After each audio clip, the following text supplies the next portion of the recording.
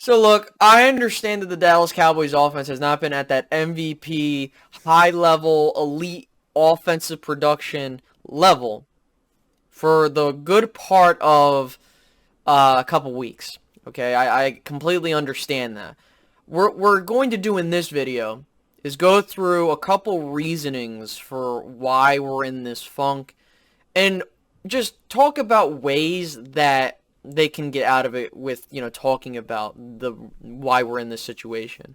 So, just want to be clear, I'm not going to point at a particular finger. It's a collective unit failure that's been going on, or rather, a failure in the sense of not, being at that high expectation or level that we saw at the start of the year.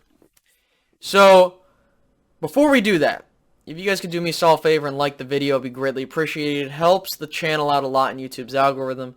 Another thing is subscribe if you are new or you are returning to watch these videos, because over 90% of you guys watching are not subscribed. So if you keep coming around and you're liking the stuff you're seeing, why not subscribe so you make sure that you continue to get this type of content if you like it. So with all that being said, let's start out with, in my opinion, the most important part of this entire offensive unit. It's the offensive line. Makes up a good chunk of your offense. That's 5 people right there, okay? And if they're not playing well, it's going to lead to a bunch of other problems that, if you can't mitigate those things, it's going to lead to not so great offensive play. So, when you look at what this Cowboys offense has done, when they were on that winning streak, you had the exact same offensive line. The continuity was there. You had Smith, you had Williams, you had Biotish, you had Martin, and then you had Terrence Steele. Now, I don't have a problem if you particularly think that you want to put La'el Collins back because he's a better player. I got that. I completely understand that.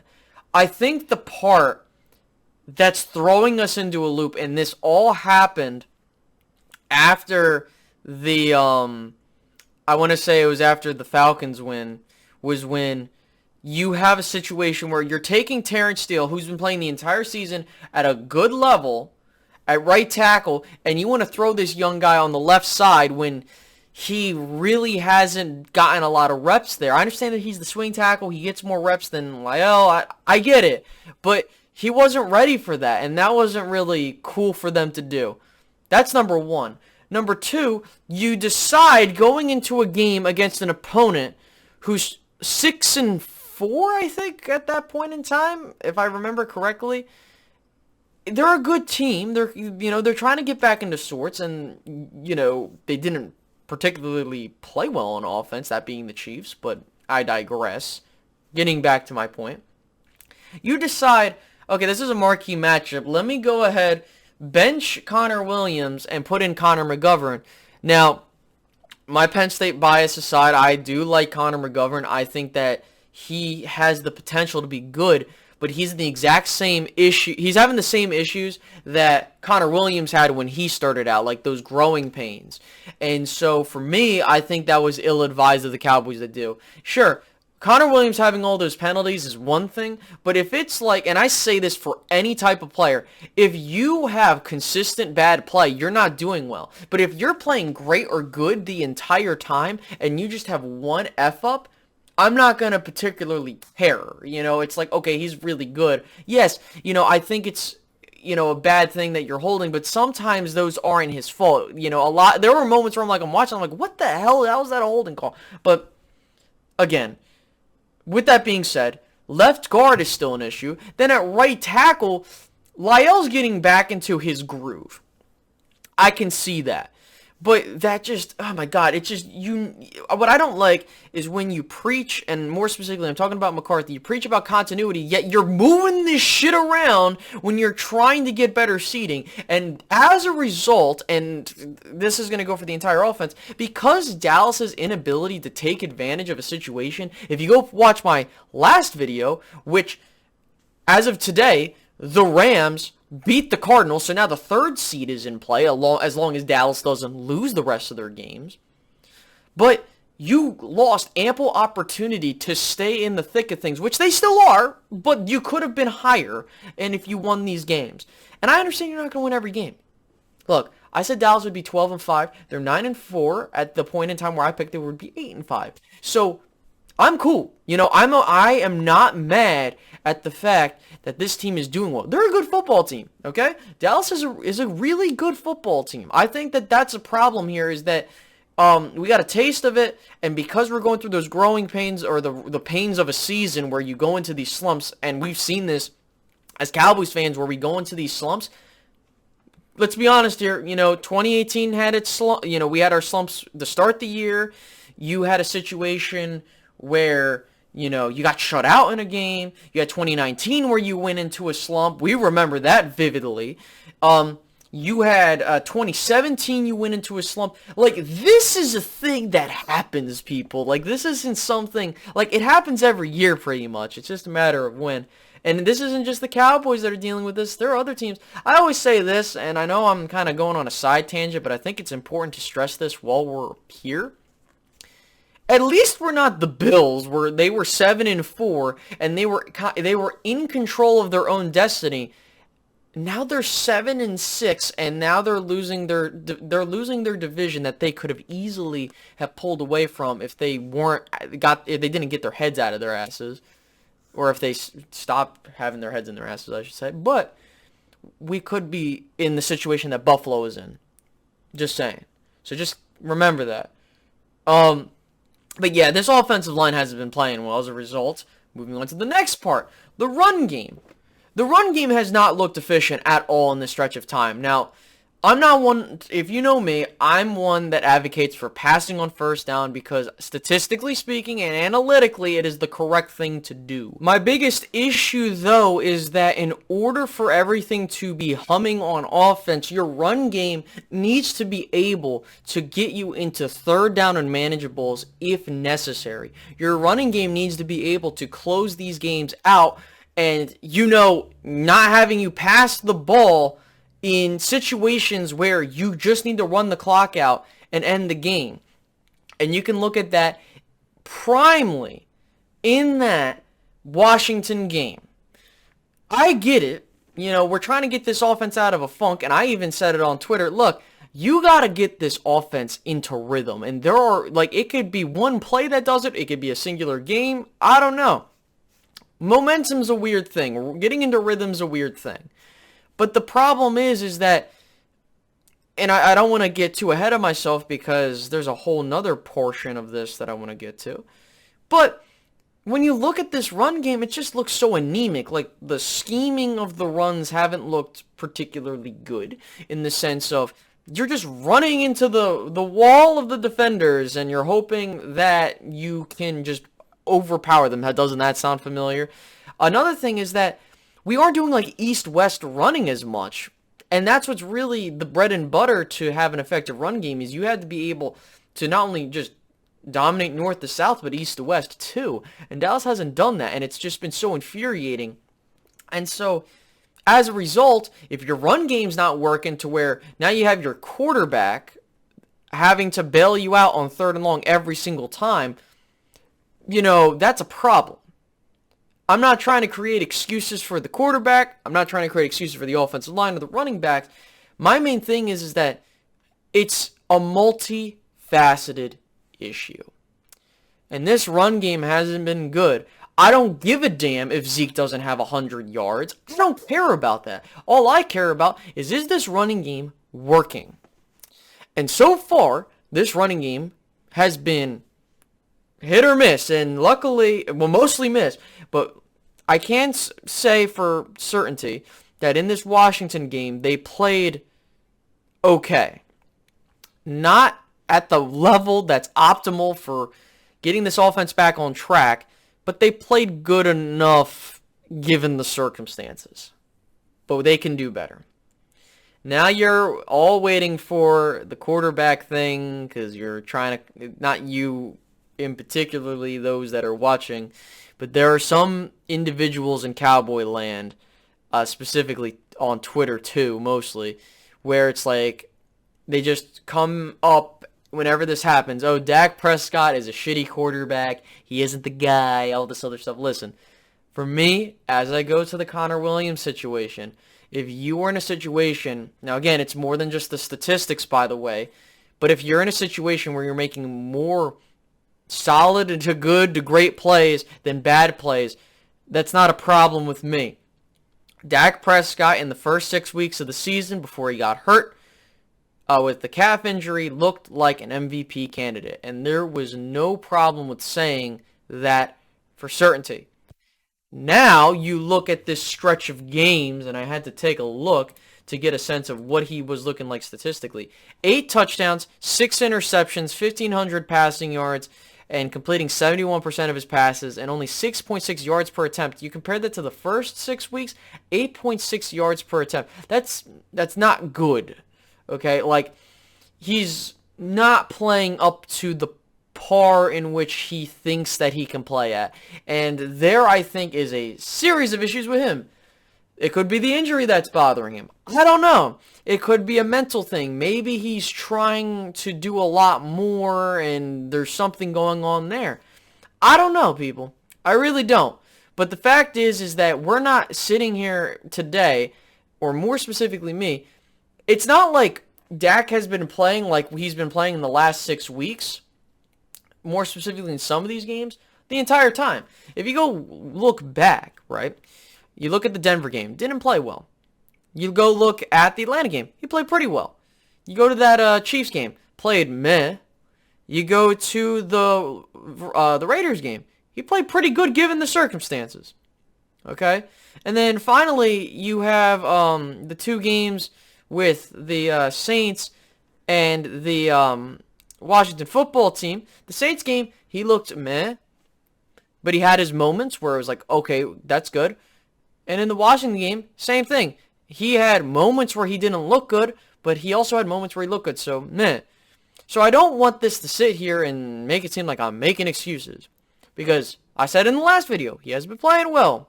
Something's up. But more importantly, when you go back and watch it, right, in the last 6 games we've played, or more specifically since he's come back. Broncos game, not good. Falcons game, really good. Chiefs game, mediocre to below average. The Raiders game, he played above average. Just saying. I understand people are like, oh, he missed the throw in overtime. Listen, man, you know, if you go back and watch that game, he's the reason that the Cowboys were even in that position to begin with. I don't want to hear it, especially with how the run game was looking that game. And then you go to the Saints game. That Saints game, he looked good to start off. Then the second half, it was just like, what in the hell is going on? But more specifically, you know, it's just a lot of meh. And then you go into this Washington game. He starts off okay, or rather, I think he started off, if I remember correctly. And keep in mind, I'm going through multiple things in my head. Started off good. Then he kind of slowed down after that. So to kind of wrap things up with just overall play and how this ties into everything, like I talked about the offensive line, the running game and your offensive line are going to affect how your quarterback plays ultimately, especially with how we saw. Again, you don't have a short-term memory. You can go back and watch how we were playing in the first set of games. The run game was being effective to the point to where Dak didn't have to play very good, or rather, he didn't have to play like he had to play hero ball to win you the game. Just completely being honest with you there. Another thing is, like, is he afraid of the calf? And it looks like it in some instances, but other times it's like he takes it and runs, and I'm like, okay, there's the Dak we know, but I don't know. I honestly do not know what could be the problem. It could be that particular problem. We don't know. It could be something that's going on in his head. We don't know. But if your run game's not going so well, you're going to have to force your quarterback to make the types of throws and stuff like that. Oh, he makes $40 million. He should make those throws. Okay, that's fair. But at the same time, you know, we got to look at it as objectively as possible. If the offensive line isn't doing good, don't expect your quarterback to perform up to par, or rather, more importantly, as I should say this, you shouldn't expect the entire offense as a whole to perform well. You know, this isn't like a one-set thing. So I just don't know what the hell's going on. We still have plenty of time for him to figure it out. Hasn't been like he's playing like garbage the whole season. He's played very well. He's in this weird funk right now. And again, like I said at the start of it, I think that when you look at what's been going on over the past couple of years with the Cowboys, this happens. Like the Cowboys, for some unexplicable reason, go into this weird, we don't play good football in the middle of the season, specifically in November. You can go back and you can go look at how we performed in previous years. And Dallas, for some weird reason, is not a good middle-of-the-year team, but they're really good in December. They are 2-0 right now. They're 3-1 with the blue jerseys, if you believe in the blue jersey curse, which I don't think we're wearing them again ever this season. But it's just, oh my God, it's so weird what's going on. This is the final part I wanted to get to, Kellen Moore. My problem is that if you as a coach, right, me as a Cowboys fan, me as a Cowboys content creator, I can only just go off of what I'm seeing and just say, listen, this is the problem. I don't know how to fucking fix it. Just being honest with you. But that's not my job to fix it. I don't get paid to fix the Dallas Cowboys. You know who gets paid? Kellen Moore. My problem is, if your offensive line isn't doing well, and the deep passes are are you making anything new? Like, Kellen has not been good with the play calling for a while now, and there is an argument to be made across all these fronts that, hey, like, this is the reason why. But again, I am more so it's the collective that's the problem. So with Kellen Moore, I think there are ways to be creative, like giving CeeDee Lamb the ball in the backfield. You know, he's been electric when he gets the ball. Another thing that's a problem is the run game. Going back to that, why aren't you being more, like, dynamic with the play calls there? Because that's a problem. The passing game. Why the hell are you doing play action when the running game isn't working? That's all, like, I don't know what the hell to say. So it's just like, and then also on top of that, with your quarterback, it's like, if you are aware he's in a slump, what are you doing to prevent him from staying in the slump and get out of it? That is the problem that I have right now. Is that it's one thing with the players, but the coaches are the ones that are supposed to fix it. Yes, the players got to do better, and they got to execute. But if you're putting them in positions to where you are not trying to actively fix the problem, which, again, I don't know, and it's, you know, that's the part that bugs me, especially considering the fact that, you know, listen, I like Kellen Moore. I think that what he's shown is he can have creative play styles. The problem is I don't want it to be a situation where he can't have everything, and so, like, don't give me that. There's no excuses for that. I get it that if Tyron's gone, it's a pain in the ass because he's really good, but you got ways to figure this thing out. I don't want to point, and you might be saying, well, why are you getting more mad at Kellen Moore rather than the players? My problem is this, and again, I'm not saying Kellen Moore is the primary thing. The reason I get more accountable on the coaches is because they're the ones that are sitting in the decision rooms, drawing up the game plans, figuring what they're going to do. And if those game plans don't work, which offensively they haven't, they've just been in this weird conservative shell, it's not going to result in anything good. So overall, the Dallas Cowboys have 4 more weeks to figure this thing out. Can they fix it? Absolutely. It's not like we have a big problem to where, the Dallas Cowboys have a problem where Dak is throwing like 7 interceptions a game. I know that's hyperbolic, but it's not like he's like that. It's not like that we're having what I mean by that, in terms of a big issue, it's like, it's not like the entire offensive line is decimated. It's not like Dak's hurt in the sense of he's not playing, right? It's not like that Zeke and Tony Pollard are out and you're resorting to backup running backs that aren't good. That's a massive problem. These are small problems that you can fix. If Dak is in a weird cloud right now, you got to get him into a rhythm again. You can draw up play designs, you know. I feel like there are ways to get out of this. The run game, that can be fixed. The passing game, that can be fixed. If we can fix that with how that defense is looking, we can do something this year.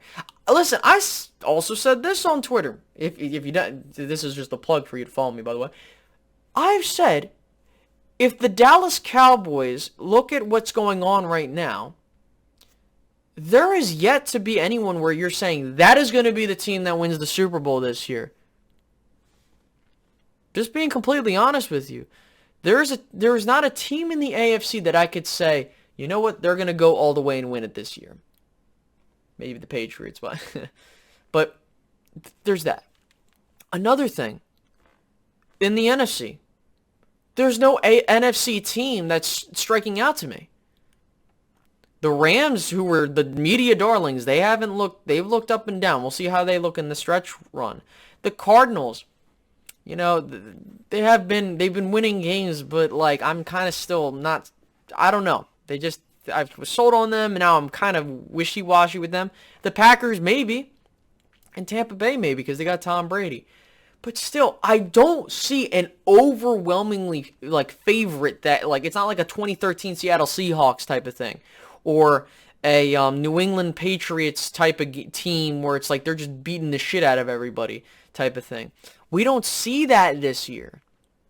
So to add on to that, if this Dallas offense, even if Dak Prescott is giving me like a 2016 type of production where he's throwing maybe a touchdown or two every game and he's completing, he's not throwing the other. If this offense can at least move the football effectively and the defense is playing like that against good opponents, this Cowboys team can win something without having an elite level offense. Defense wins you championships, and the Cowboys now have I can say this for certain, they have a great defense. I think if they can continue to build on this, they can move into elite. For me, I need to see them do it against a really good team, but they've been doing good things.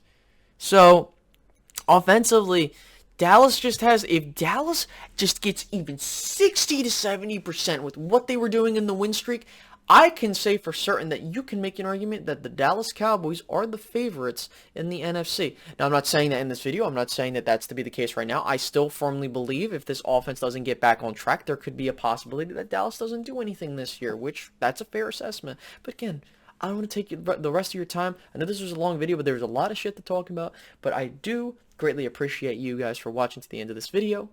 I hope you guys enjoyed. Make sure to like, comment, share, subscribe, and I'll catch you guys in the next one. Have a good one, guys. Bye-bye.